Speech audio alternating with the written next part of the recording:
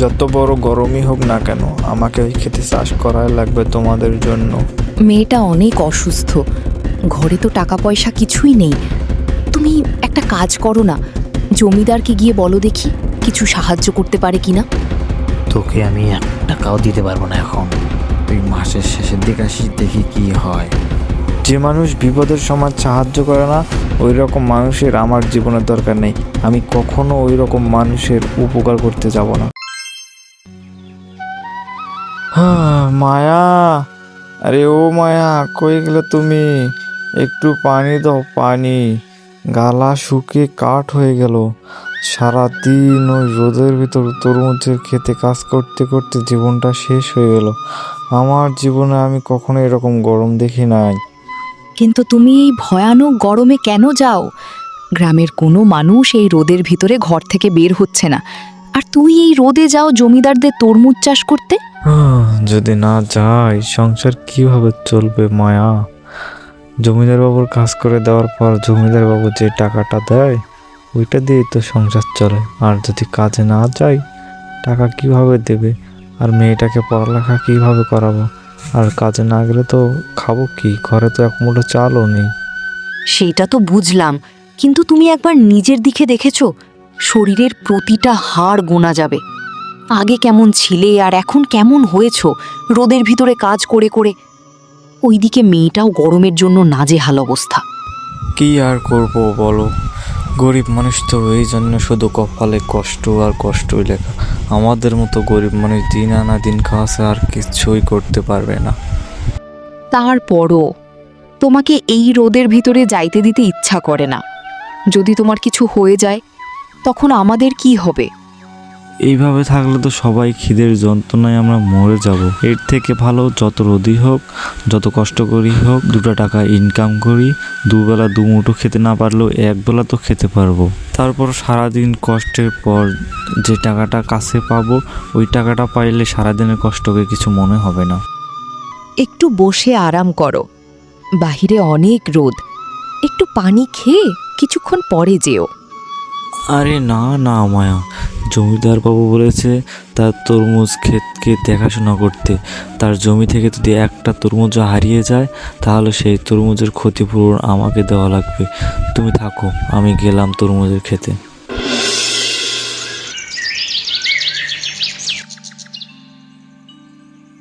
দেখো মেয়েদের শরীর জ্বরে পুড়ে যাচ্ছে, কতটুকু জ্বর আসছে বোঝা যাচ্ছে না। এখন কি হবে? তুমি একটা কাজ করো, ডাক্তার ডেকে নিয়ে এসো আর সঙ্গে ওষুধও নিয়ে আসিও। গরমের জন্য মেয়েটার এই অবস্থা হয়েছে। কিভাবে ওষুধটা নিয়ে এসি বলো তো মায়া? ঘরে একটা টাকাও নাই। জমিদার বাবুর সেই কবে কাজ করে দিছি, এখনো একটা টাকাও দিল না। কিভাবে যে ওষুধগুলো নিয়ে আসি আমার মাথায় ঠিকভাবে কাজ করছে না। কেন এই কথা বলছো তুমি? জমিদারদের কাজ করেছো, টাকা কেন দিবে না? তুমি যাও ওনার কাছে, গিয়েছে বলো আমার মেয়ে অনেক অসুস্থ, টাকা দরকার অনেক। মেয়েটার যদি কিছু হয় তখন কি হবে? উনিও তো মানুষ, ঠিক আমাদের কষ্টটা বুঝতে পারবে।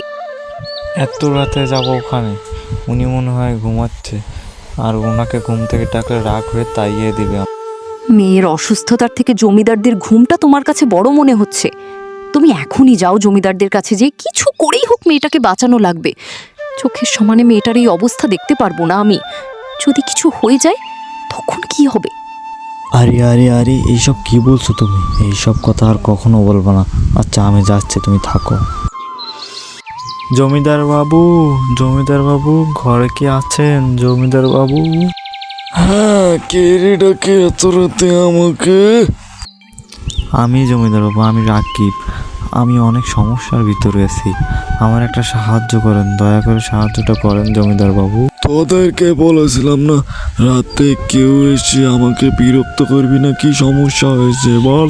জমিদার বাবু, আমার মেয়েটা অনেক অসুস্থ, ওকে ডাক্তারের কাছে নিয়ে যাওয়া লাগবে, তা নাহলে কিছু একটা হয়ে যাবে। বাবু দয়া করে আমার টাকাটা দিয়ে দেন না, আমি ওকে ডাক্তারের কাছে নিয়ে যাই। তোর মেয়ে অসুস্থ তো আমি কি করবো রে? আমি কি ডাক্তার নাকি? তোর মেয়ে অসুস্থ হয়েছে, আমি এখন টাকা পয়সা দিতে পারবো না। মাসের শেষ হোক, তারপর চিন্তা করে দেখবো। জমিদার মশাই, মেয়েটা অনেক কষ্টের ভিতর আছে, দয়া করে 500টা টাকা দিয়ে দেন। ওষুধটা নিয়ে এসি, এত রোদের ভেতর আপনার জমিতে কাজ করি, এইটুকু অন্তত দয়াটা করুন।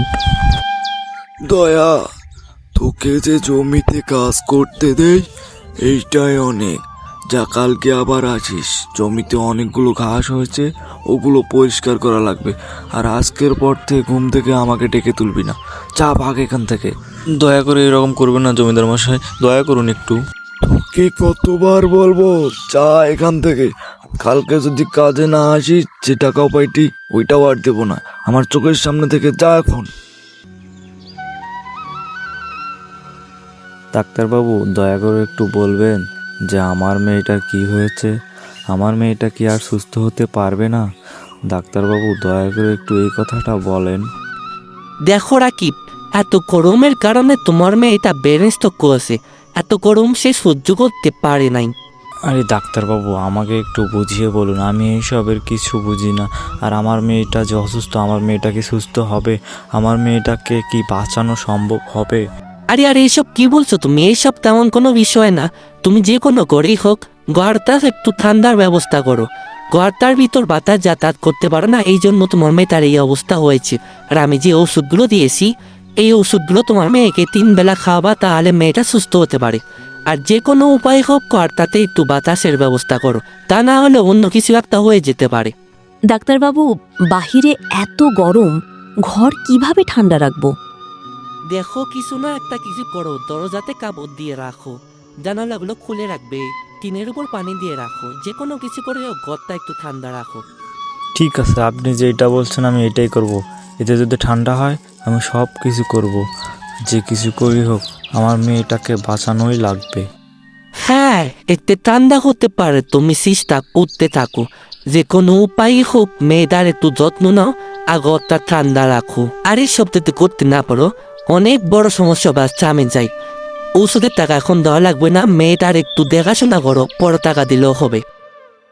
আপনাকে অনেক অনেক ধন্যবাদ ডাক্তারবাবু। আমরা টাকা ব্যবস্থা করে আপনাকে আপনার টাকা দিয়ে দিব, আপনি কোনো চিন্তা করবেন না।